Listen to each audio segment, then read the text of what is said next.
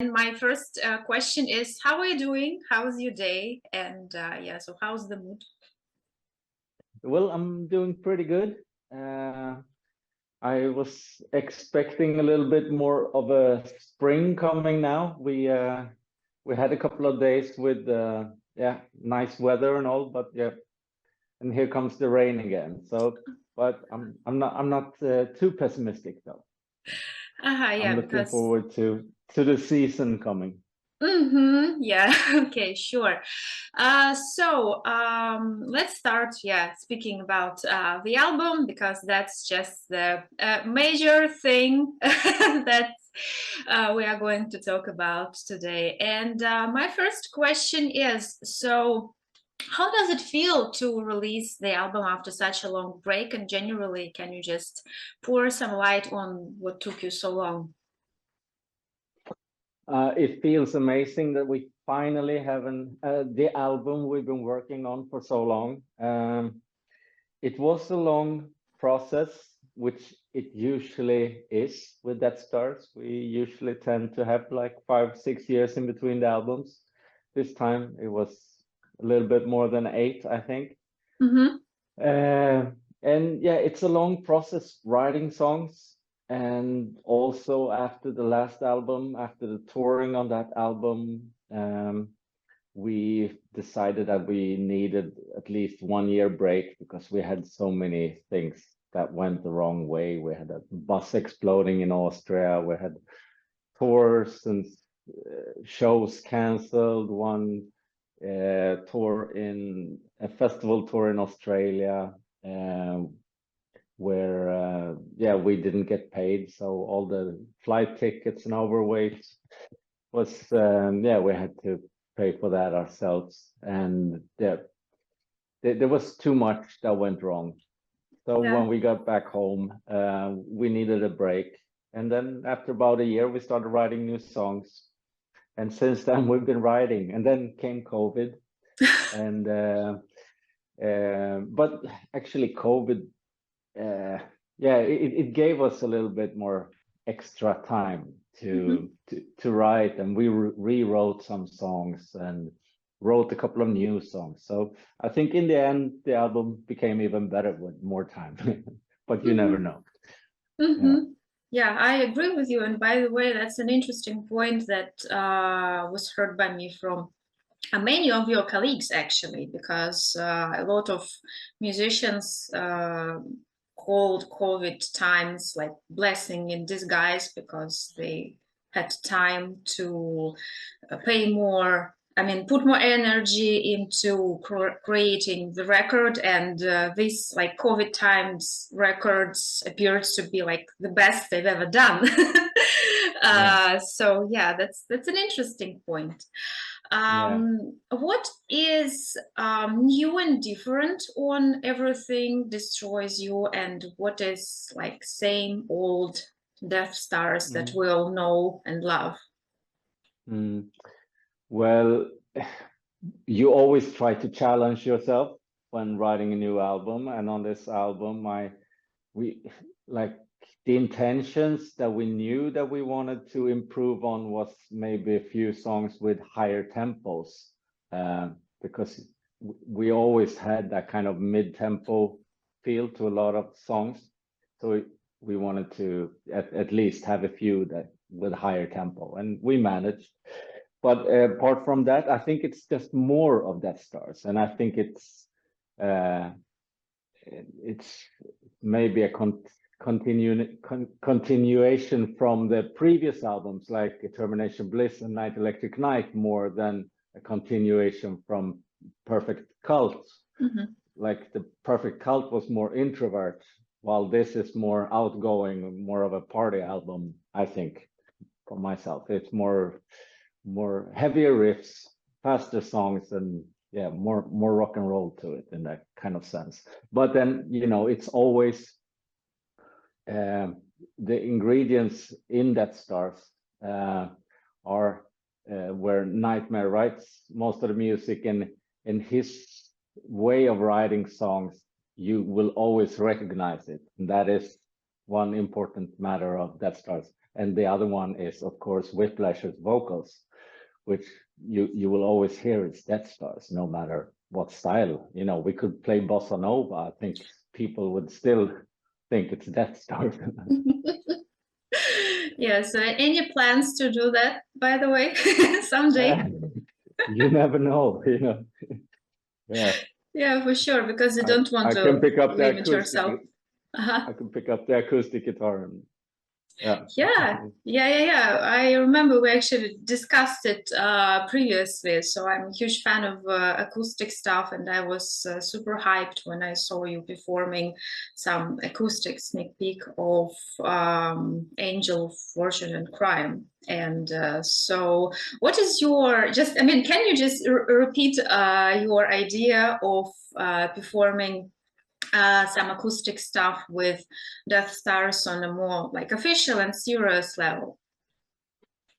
Yeah, well, I love acoustic music, and I play a lot of acoustic music, and I think it's an interesting way. It's something completely different, and I'm not sure it would be beneficial for Deathstars, but I think you could always try. You know, we've had versions of songs previously where maybe just piano and Andreas vocals, and I think it works perfectly. And I think the same you could do with an acoustic guitar or a cello or whatever.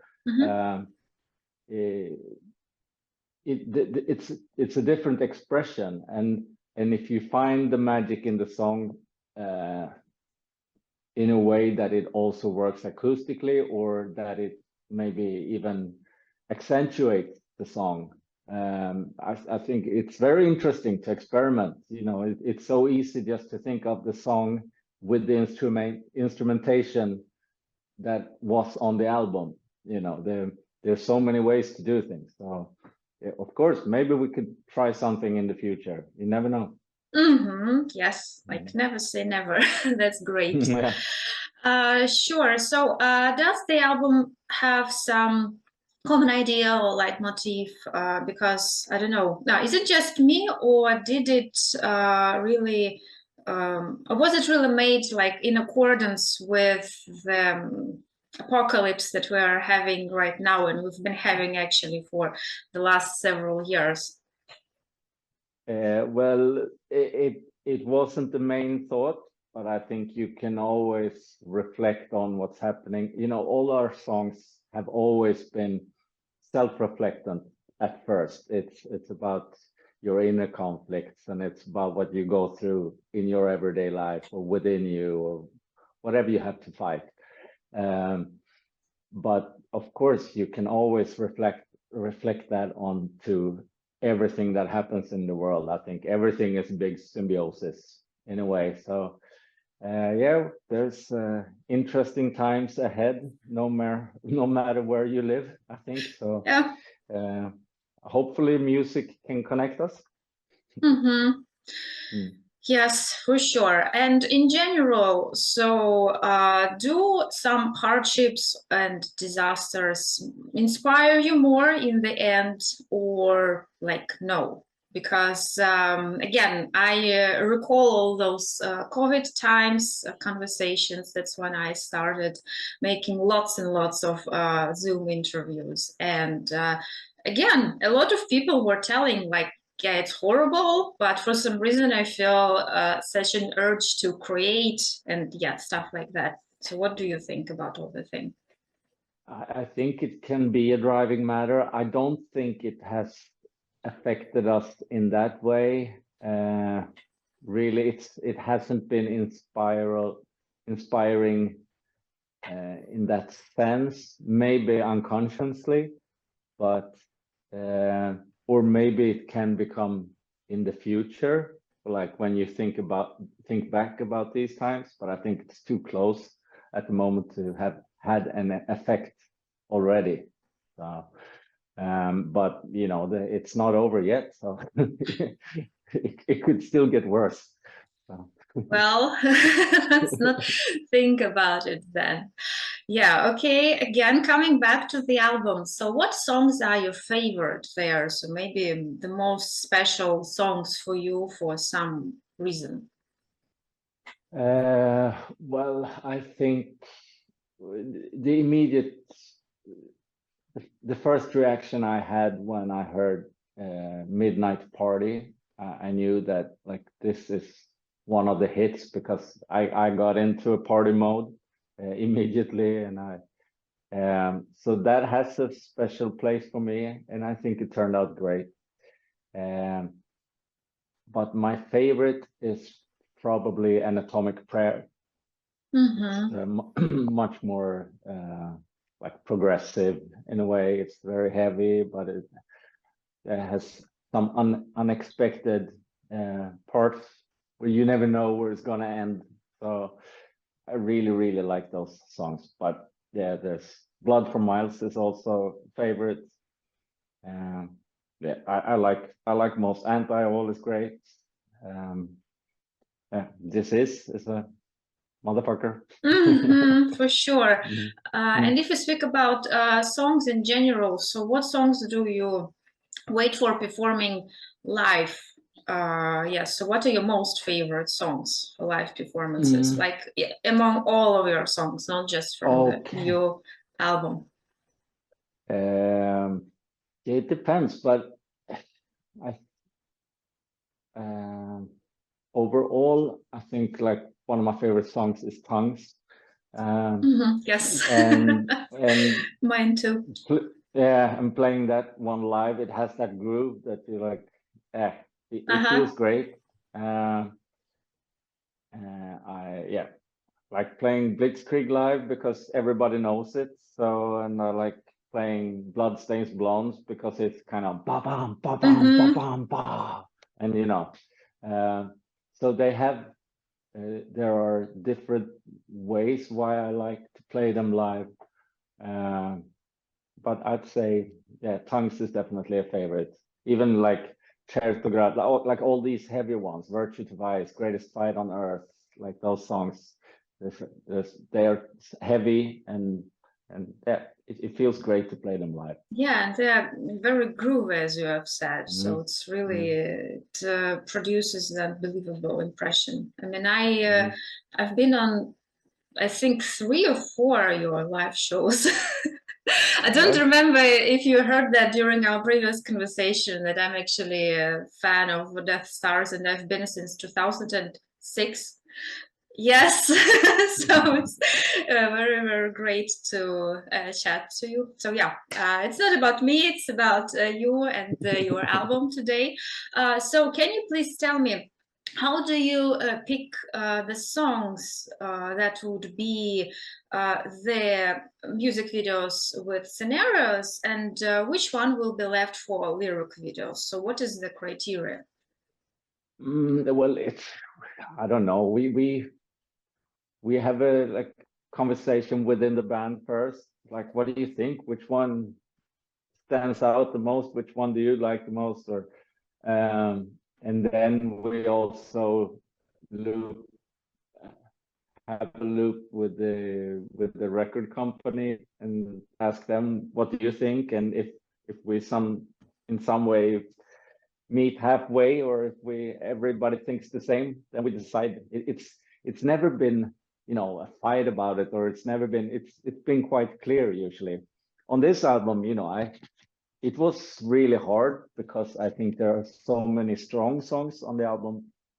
So, but I think actually Angel of Fortune and Crime, that was a request from the record company. They really liked that song and they wanted to make a lyrical video. We thought that like, yeah, maybe 3 videos is okay, it's enough. But they say, no, let's make a 4th, and we have a lyrical video as well. So yeah, we're all happy. Yeah, lyric videos are a great option in my opinion, because it provides everyone with the content that everyone needs nowadays in like contemporary industry. But at the same time, correct me if I'm wrong, but it is easier to do than the bigger video. Yeah, definitely. But we all decided that we thought like lyric videos are usually very boring to watch. Well, yeah. So we made it halfway through. We made a little bit of a real video, a little bit of with some lyrics as well. So yeah, just to put some more effort into it. So. But yeah, definitely, it's easier, at least easier for us. It still needs to be cut by the one making the video and everything. So there's still a lot of work, but for us it's easier. Okay, so what was the last vinyl that you bought, and what is your opinion in general on the future of vinyl in the era of streaming services? Yes, the last vinyl I bought was a jazz album with Daniel Bingert. Yeah, and before that was probably just some secondhand old rock albums from the 70s, like what I usually buy.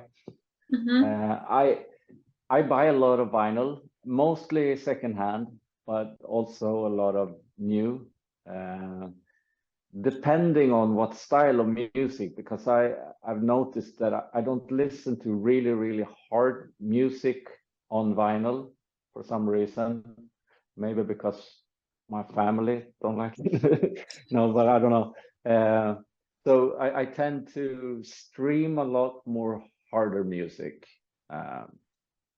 But yeah, like classic, heavy metal, rock and roll, jazz, country, everything else works on vinyl, I think, for me.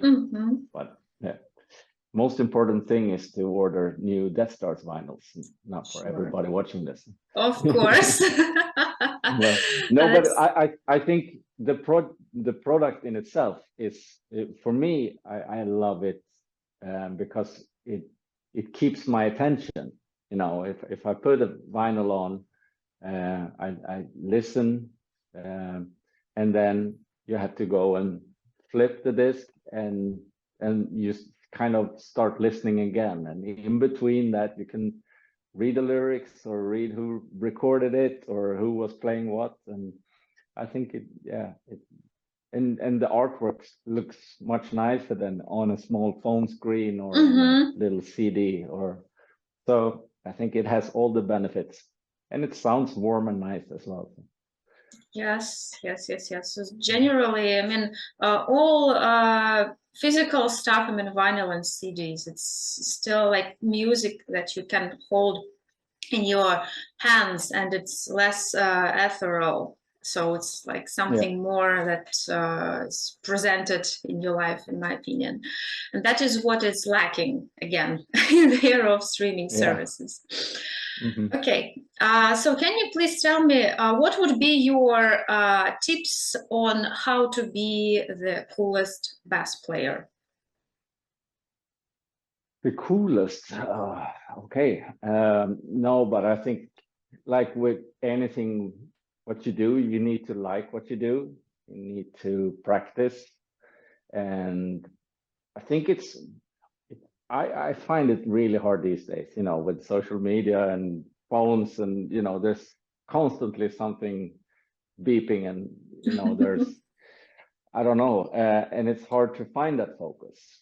You know, when I was teenager, I didn't have anything else to do, so I was just practicing because that was the most fun thing. But nowadays there's so many things happening, so that I think it's hard. But, you know, anything you put your mind into, it's going to be great. Yeah, okay. And so one of my last questions is, what would be the 3 things, in your opinion, that would change our world for the better? 3 things. Yeah, okay.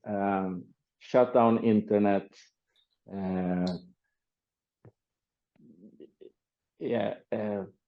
More music venues, and I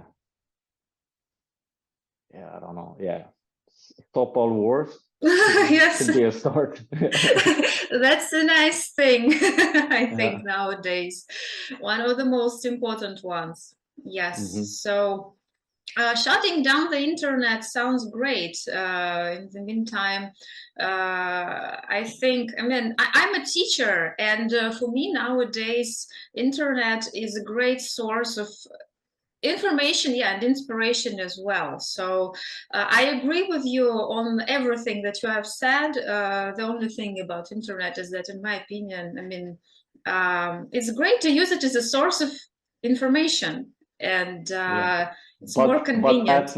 at what cost?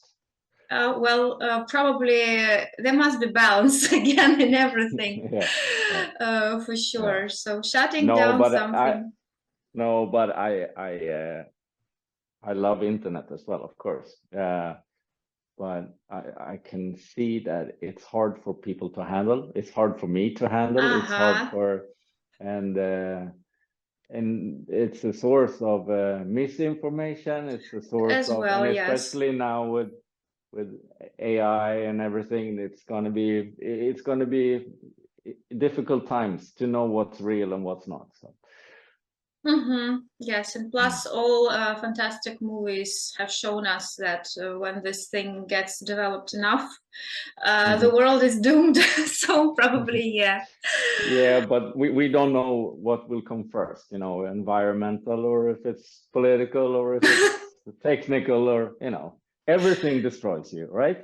For sure, yes, Yeah, incredibly optimistic conclusion of our conversation. yeah, Uh, realistic. But you know, mhm. you can only laugh. There's nothing you can do about it. So as long as you're aware, you can make the best of it. So Yeah, so sense mm, of humor would be the fourth thing that would change the that's world for the important. better. Yeah, I agree. Uh-huh. I agree. Okay, so the very last question, what would be your message for the fans who will watch this video? Yeah, we are super thankful that so many of you have had the patience of waiting for us all this time. And it finally looks like we can come back out on tour and meet all of you. And we can't wait because this is what we live for, to come out and play and meet everybody. So, yeah, you're the best.